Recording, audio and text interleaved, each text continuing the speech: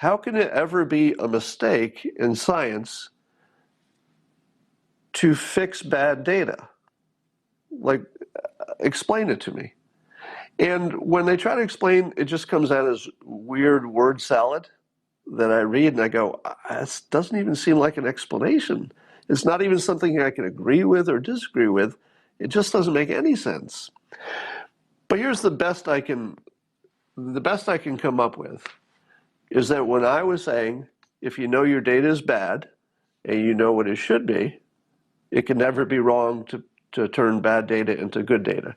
Here's what I think they were trying to say, but we're so bad at communicating that they could never actually say it. I was trying to prompt them to say it right, because I thought I knew maybe what they were getting at, but they weren't saying it.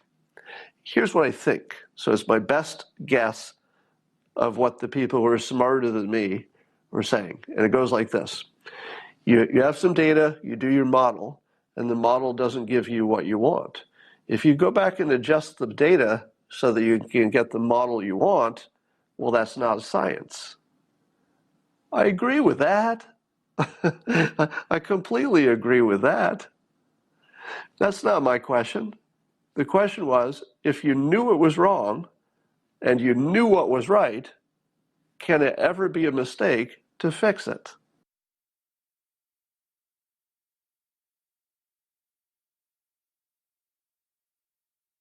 I'm going to give you an update on a weird little story that I'm not even sure I understand. So, some time ago, I often thought that Nassim Taleb, who most of you have heard the name, was one of the smartest guys around.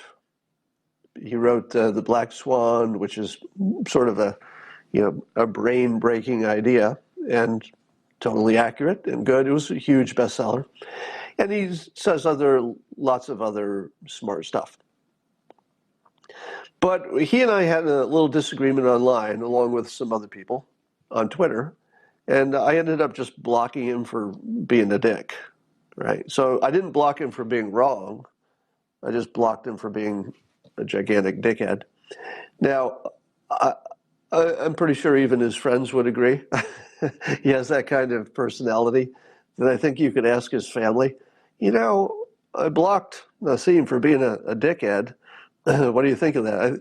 I don't know if he has siblings, but I think they'd say, oh, I did that too. He is kind of a dickhead. I'm not even sure he would, I don't even know if he would deny it. He's pretty out there in his jerkiness. So it's just a preference. Let's call it a lifestyle preference to be sort of aggressive online and unpleasant. Yeah, I'm sure he knows it because he's smart. So here's the disagreement that he and I got into. And I want to just run this by you to see if I'm nuts.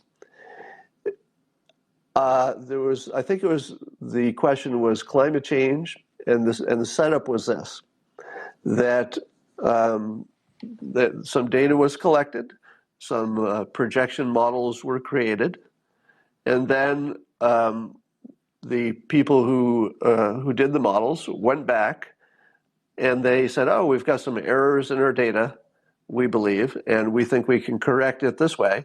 And when they corrected it, they got a curve that was more in line with what they expected and more in line with other people's models. Now, several people, including Taleb, said, oh, you can't do that. You can't go back after you've done your prediction and after you've done your model. You can't go back and change the data. So I said, there's no situation in which it's a bad idea to turn your bad data into good data. And for that, Taleb, I think it was after I'd blocked him, but somebody showed it to me. Taleb told this little story about the shoemaker. Apparently there's some story of a shoemaker who saw a famous master painting and tracked down the master painter. And the shoemaker said, the part where you have the shoe in your painting is wrong. A shoe doesn't quite look like that. And the master painter listened to the shoemaker and looked at the shoe he'd painted and said, "Oh, good point." And then he changes the shoe. And then the shoemaker goes on and it starts noting some other things that could be improved. It's like, well, this part of the painting, this tree or whatever. And then the master painter quipped, and this is the point of the story, "Shoemaker, stick with shoemaking." So in other words, the master painter was saying, "I'll listen to you when you're talking about shoes, but that's sort of where your expertise ends. Don't tell me how to paint, but I don't mind if you tell me what a shoe looks like." The point of the story was that people like me who are unqualified in statistical scientific fields, and of course I'm completely unqualified, should not have an opinion that is respected when talking to people who are experts. If we disagree, we should just understand that we're talking to experts and our disagreement is unworthy. That's not really the problem. The problem here was I asked for an explanation of why it makes sense to not correct data if you know it's wrong. Now, he couldn't explain it. He just sort of went ad hominem and said, idiots like, basically, in essence, he said, idiots like me can't understand this field, and so I should stay out of it. Now, some other folks who I know to be very smart and rational, maybe even some watching this Periscope right now, people I've been following for a while, who, when they weigh in on an issue, almost always they weigh in with good data and good reasoning. And they were backing Taleb. And I would say to them the same thing. How can it ever be a mistake in science to fix bad data? Like, explain it to me. And when they try to explain, it just comes out as weird word salad that I read and I go, this doesn't even seem like an explanation. It's not even something I can agree with or disagree with. It just doesn't make any sense.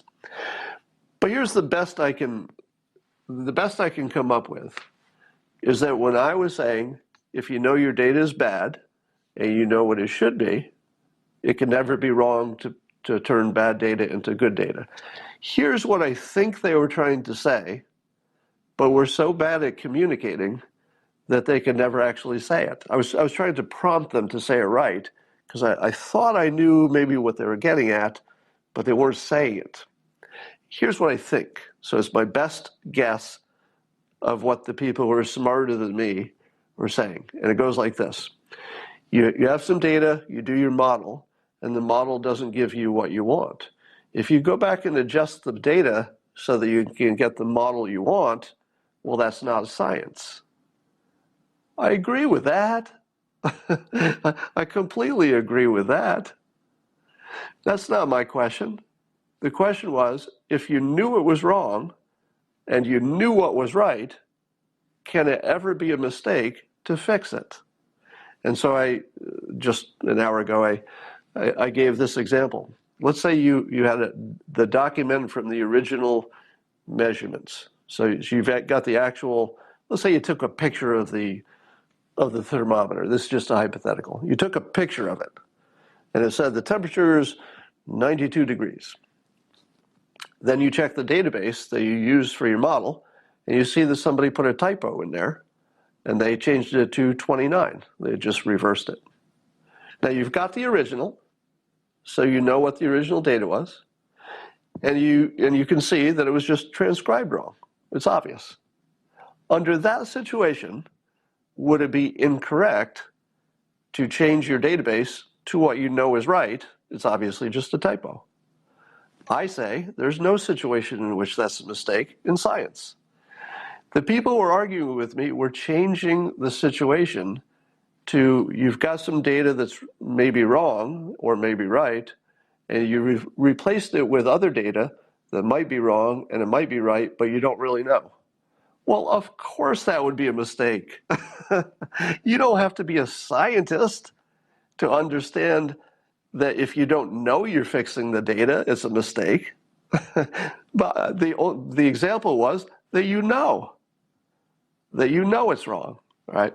Now, you could argue any given situation, whether you knew in that case or not.